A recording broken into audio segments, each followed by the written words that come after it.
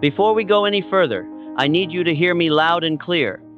If you're going to treat this like background noise while you scroll on your phone or drift in and out of focus, you might as well stop now because the change you've been chasing will slip right past you. Again, just like it has before. I'm not here to entertain you. I'm here to challenge you, to shake the old patterns loose. And I'm telling you, as straight as I can, you cannot think like a pessimist and expect to live like an optimist. You can't plant seeds of fear and then be surprised when courage never shows up in the harvest. If your life feels tangled in frustration, bitterness, confusion, or that quiet, hopeless ache you never talk about, it's not because life singled you out for bad luck. It's because of what's been living rent-free in your mind. Now, I know that might sting. It's easier to blame the job, the economy, your family, or whatever curveballs life threw your way. But the truth is it's not your circumstances, it's your thinking that built the walls you keep running into. Here's why I'm asking for your full attention. Because if you actually lock in, if you actually take in what I'm about to tell you, and more importantly, if you act on it, your life will not look the same a year from now.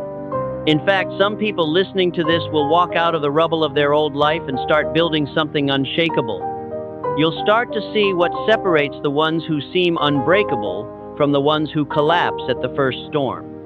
You'll see why there are people living in penthouses who still curse every morning, and others who rise from nothing, ashes, ruin, complete wipeout, and yet somehow build empires out of dust. It's not luck. It's not magic. It's not some secret handshake. It's the mind, the inner territory they've learned to rule. You were not born to fail. You were designed, engineered by infinite intelligence to think, to choose, to build, to rise. So if you're struggling right now, that doesn't mean you were destined for it. It means somewhere along the line, you stopped following your original design. You've been living against it. And today, that ends. From this moment forward, I want you to understand something. Every single thought you dwell on attracts more of its own kind. Negative thoughts don't travel alone, they bring friends. And positive thoughts, they multiply just as fast. And your words, they're not just something you say, they're the seeds you're planting for your next reality. Every sentence is either building a future you want to live in or tightening the chains you're already wearing. So here's where we start. You're going to learn to become the kind of person who can take a crisis and flip it into a mission. You'll learn to spot the real poison complaint, the real prison indecision, and the real cure, a burning, definite chief aim that nothing can shake. You'll learn to grab weak thoughts the second they show up, kick them out like uninvited guests, and replace them with commands that carry power. And above all, you will finally understand this law that's been operating on you your whole life. Repetition is power. Repetition is identity. Repetition is law. But I'm warning you, if you treat this like every other motivational clip you've half watched, if you nod your head and think, yeah, that's good, but never put pen to paper, never write the affirmations, never speak them with conviction, if you agree in spirit but refuse to act in the flesh, then I can tell you exactly what will happen. You'll drift right back into the same thought loops, the same patterns, the same old rut that made you desperate for change in the first place. You are not here to get a little inspired and go back to normal. You are here to be rebuilt from the inside out. And that rebuilding doesn't start tomorrow. It doesn't start when you feel ready. It starts right now while you're still listening. By the time we're done here, you'll either stand up a new person with a new operating system running in your mind, or you'll stop halfway and stay exactly as you are, beaten, not by life, but by your own thoughts. So let me put the question in your hands. Will you rise or will you drift? Because make no mistake, this is the line in the sand, and every word from here on is a brick in the foundation of the mindset you'll live with tomorrow. If you're still with me, let's begin. Let me pull back the curtain on something most people don't want to admit. Your results, your current life, they're not the product of fate or luck or some mysterious curse. They're the direct reflection of your thoughts. Think about it. How many people do you know who seem to have it all on paper? The nice car, the big house, the designer clothes, the perfect Instagram feed. But behind closed doors, they're miserable, bitter, exhausted from keeping up the show. And then there's the other kind of person. Someone who started with nothing, maybe even lost everything. They've been counted out, overlooked, told you can't more times than you can imagine. And yet, somehow, they rebuild. They rise. They carry themselves with a kind of quiet certainty that can't be faked. Two different lives, two different mindsets, same world, same challenges. So what's the difference? It's not the paycheck. It's not the address. It's the quality of thought running in the background of their mind every single day. See, success isn't about what you can hold in your hands, it's about what you hold in your head. One person can own the flashiest car and still drift aimlessly through life with no sense of purpose. Another can be walking barefoot on a dirt road but carry a crystal clear vision, a definite chief aim that guides every step. I've seen men with millions live like they're broke inside. And I've seen men with nothing live as if they already own the universe. Why? Because their mental posture, the way they think, decide, and interpret life is the true wealth. And here's the thing. When someone believes in their ability to think clearly, to choose intentionally, to speak with authority, to act decisively, that belief itself is already making them rich long before their bank account catches up. That's why you'll never truly measure a person's success by their salary or the applause they get. You measure it by the clarity of their thoughts, the sharpness of their purpose, the order of their emotions, and pay attention here the way they carry themselves when the bottom falls out. Because that's where the truth shows. That's where character is forged. I once knew a man who checked every box for making it. Wealth, fame, influence. The world couldn't get enough of him. He had dinners with royalty. He walked into boardrooms where his word could move millions. And yet, every morning, he woke up tormented, obsessed with losing what he had, suspicious of anyone who smiled too wide. He spoke more about betrayal than vision. On paper, he was rich. In his mind, bankrupt. Then there was another man, just a clerk in a dusty little town. No opportunities handed to him. No network. No silver spoon. But every morning before the sun came up, he would speak his chief aim out loud. He treated every hour as a stepping stone, every setback as a test. He talked with confidence, gave generously without fear, and within a decade, he was employing the very people who used to laugh at him. That wasn't luck. That wasn't chance. It was the result of a mind trained to see possibility instead of limitation. And that's the truth I need you to hear. No one is poor if they can control their thoughts, and no one is rich if their thoughts control them. The first becomes the master of their fate. The second becomes a prisoner of their fear. So let me ask you, right now, which one are you? Are you the person commanding your own mind? Or are you letting the world, the news, the opinions of strangers run it for you? Because I'm going to be brutally honest. If your current situation dictates your mindset, you've already lost. But if your mindset dictates how you move through your situation, then one day you'll be able to stand in the middle of the storm and command it to quiet. There's no medal for misery. There's no virtue in complaining. There's no nobility in being a slave to your own emotions. The bitter person is looking for sympathy. The victorious person is looking for power. You can't be both. And here's the law. Thought is the root. Circumstances are the shadow. The one who chases the shadow never finds the root. But the one who cultivates the root in silence will see the shadow follow them everywhere they go. So I'm challenging you. Inspect your mind. See who's really sitting on the throne up there. Is it your purpose? Or is it your fear? Is it your faith in what's possible? Or the echo of everyone who told you you can't? Don't fall for the illusion of the rich man who's secretly drowning. Let the example of the poor man with hope wake something up inside you. Because this is where the turning point begins. Let's get one thing locked into your mind right now. Repetition is not just practice, it's law. Everything you repeat, every thought, every phrase, every habit gets written into the architecture of your identity. It doesn't matter if it's positive or negative, the law doesn't pick favorites. It simply says, what you keep feeding me, I will make real. That's why so many people keep ending up in the same loop. It's not because they don't want change, it's because they keep rehearsing the same patterns that created the problem in the first place. You can't just listen to something inspiring, nod your head, and expect transformation. If you hear these words, agree with them but never do the work. Never put pen to paper. Never speak your affirmations out loud. Never plant new instructions into your mind. You're going to drift right back to the same thinking that's been running the show all along. And drifting? Drifting is just a slow motion surrender. See, this is the difference between people who rebuild themselves and people who stay stuck. One group turns this knowledge into a daily discipline. The other treats it like a nice idea they'll try when they feel motivated. But here's the truth, motivation fades. Repetition doesn't. Repetition is how you overwrite the old mental code.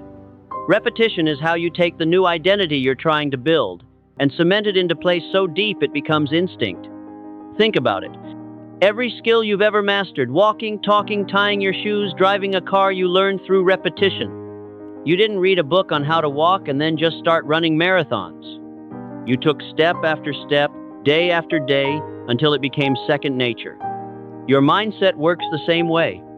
If you've been thinking a certain way for years, doubting yourself, replaying your failures, expecting the worst, you can't expect that to dissolve overnight. That old programming has roots, and roots don't come out by accident. They're pulled out deliberately. That's why I'm telling you, start repeating the truth you want to live in. Not once, not twice, but over and over until it becomes impossible for your mind to believe anything else. Write your affirmations. Say them out loud, with energy. Don't whisper them like you're embarrassed. Declare them like you mean it. Speak them in the morning when your mind is fresh.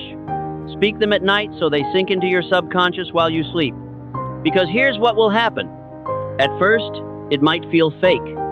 Your old identity will fight back. That voice in your head will say, "This is silly. This isn't you. It's never worked before." But if you keep going, if you keep repeating until your body starts to feel it, something shifts. Your tone changes. Your posture changes. Your energy changes. And eventually, your life changes. It's not magic. It's not luck. It's simply you obeying the law of repetition. And let me give you the warning that most people ignore. If you don't control what you repeat, your environment will do it for you. The news, the gossip, the complaints at work, these are all repetitions too. If you're not actively programming your mind, you're passively letting the world do it for you. And the world is not in the business of building your dreams. That's on you. So from this point forward, you have a choice. Repeat your doubts, and you'll keep building the same walls you've been stuck behind. Or repeat your faith, and you'll start building bridges toward the life you want. There's no middle ground. Now, I'm not telling you to pretend everything's perfect. I'm telling you to decide what meaning you're going to assign to every situation you face. Because repetition isn't just about the words, it's about the perspective you choose to live from every single day. You can rehearse the story of how you've been wronged, how hard life is, how nothing ever works out for you. Or you can rehearse the story of how every setback is sharpening you, every delay is preparing you, every challenge is pushing you closer to your goal. One story keeps you stuck. The other story builds you into someone unstoppable. And the only way to make that second story real? Repeat it until it's the only one you know how to tell. So let me say it one more time. Repetition is power. Repetition is identity. Repetition is law. Write that down. Say it out loud. And don't stop until it's in your bones. Let's get this straight. Success is not a number in your bank account. It's not the size of your house, the brand of your clothes, or how loud the crowd claps when you walk in the room. You want to know how I measure success? I look at your mind when everything's falling apart. I look at your purpose when the comfort's gone. I look at your ability to hold your center when the storm is trying to rip it from you. Because here's the truth. A man can own a fleet of luxury cars, travel first class everywhere, and still wake up lost every single morning. Another man can have a pair of worn-out shoes, a modest apartment, and yet walk through life like he's carrying a treasure nobody can take from him. The difference? One is rich in things but poor in thought. The other may be light in possessions but wealthy in clarity, in conviction, in the kind of inner order that money can't buy. I've met people who had everything the world says you should want: status, money, attention, and they were empty. Because they were measuring their worth by applause and approval instead of their own internal compass. They chased shadows instead of tending to the root. And when you chase shadows, you never win. You just keep running until you're too tired to stand. Now, I'm not saying money, success, and recognition are bad. I'm saying they are secondary. They are byproducts of something deeper. The way you think, the purpose you commit to, and the emotional discipline you maintain under pressure. Here's the question that will tell you everything you need to know about yourself. When life knocks you flat, do you crumble or do you start building right there in the dirt? I've seen both. I've seen people with endless resources fall apart the moment things get hard. And I've seen people with nothing keep pushing, keep creating, keep showing up with strength and dignity even when nobody's watching. That's the measure. That's where character is revealed. One man I knew had the world at his feet. His name was in headlines, his picture on magazine covers, his signature could move millions in an instant. And yet, he was constantly looking over his shoulder. He feared losing what he had more than he enjoyed having it. He trusted no one. He spent more energy protecting his position than building his vision. On the outside, he looked like the definition of success. On the inside, he was living in a self-made prison. Then there was another man, a small-town clerk nobody had ever heard of. He didn't have connections, investors, or a fancy title. But every single morning, he declared his chief aim out loud. He carried himself like the future was already his. He gave more than he took. And brick by brick, he built a life so solid that even the people who once mocked him ended up working for him. You think that's coincidence? It's not. It's the natural result of a disciplined mind, a clear aim, and the refusal to let outside conditions control the inside world. Here's the truth you can't afford to ignore. No man is poor if he can govern his own thoughts, and no man is rich if his thoughts govern him. The first becomes the author of his fate. The second becomes an extra in someone else's story. So, I'll ask you again. Who's in charge of your mind? Is it you? Or is it the headlines, your fears, your past mistakes? Because if your current conditions are setting the temperature of your mind, you've already handed over the controls. But if your mind is setting the temperature for your conditions, then even in chaos, you'll move with clarity and power. Stop romanticizing misery. Stop acting like suffering makes you noble. It doesn't. The person who wants sympathy can have it. The person who wants victory will choose power every time. But you cannot be both. Thought is the seed. Circumstances are the fruit. You can't change the harvest by rearranging the fruit basket. You have to plant something different at the root. And the best time to plant that seed? Right now. So check yourself. What's growing in the soil of your mind? Fear? Doubt? Old failures? Or purpose? Faith? Discipline? Because whatever you're planting, you're going to be eating in the months and years ahead.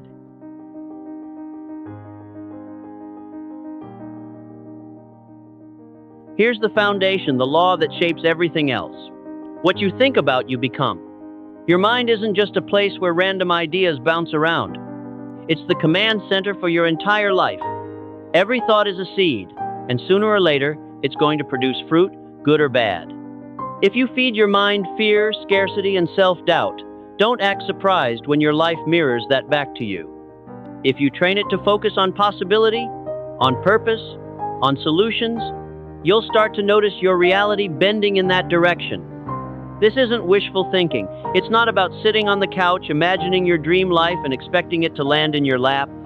It's about recognizing that thought is the root, and circumstances are only the shadow it casts. You can chase shadows all day, react to them, fight them, rearrange them, but nothing truly changes until you work at the root. Think about nature for a second. A bird doesn't question whether it's meant to fly. A tree doesn't doubt whether it should grow toward the sunday. But humans are gifted with imagination, will, reason, and yet we spend half our lives questioning if we're capable, if we deserve more, if it's even worth trying. Why? Because most of us have been trained by fear, conditioned by drift, hypnotized by weakness. But here's the reality. Every person you admire, every person who's built something from nothing, made one crucial choice. They stopped letting the world dictate their thoughts. They stopped conforming to circumstance and started commanding themselves to rise. And that's the beauty of this law. It doesn't care where you start. You could be broke, overlooked, completely underestimated. But if you decide to think with purpose, speak with conviction, act with faith, and keep moving with discipline, you're going to align yourself with a different outcome. There's no such thing as a fixed destiny. There's only the use or misuse of the mind you've been given. I want you to let that sink in. Your bank account might be low. Your relationships might be strained. Opportunities might seem scarce.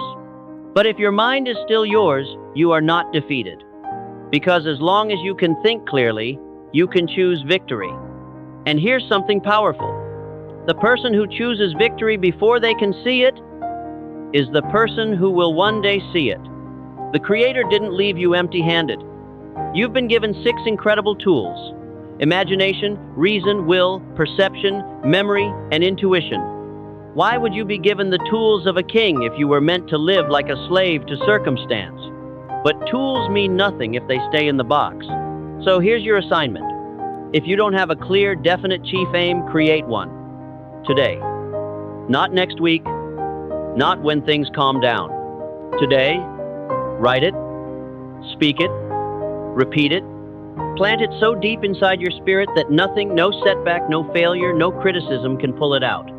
Because when you have a clear aim, you stop floating. You stop second-guessing yourself. You stop waking up wondering what your life is about. Instead, you start walking in straight lines. You start speaking like someone who takes orders from a higher purpose, not from the noise around them. And the truth is, every step you take in obedience to that aim will pull you closer to the person you were designed to be. Look, most people will hear this and nod along. But the difference between a listener and a builder is this. The builder writes it down. The builder speaks it daily. The builder builds it into their schedule, their habits, their conversations, their life. That's how you obey the law of thought. That's how you turn the invisible into the visible. From now on, if you remember nothing else from this moment, remember this. Your circumstances are only a reflection of your thinking. You want to change the reflection? Change the thought.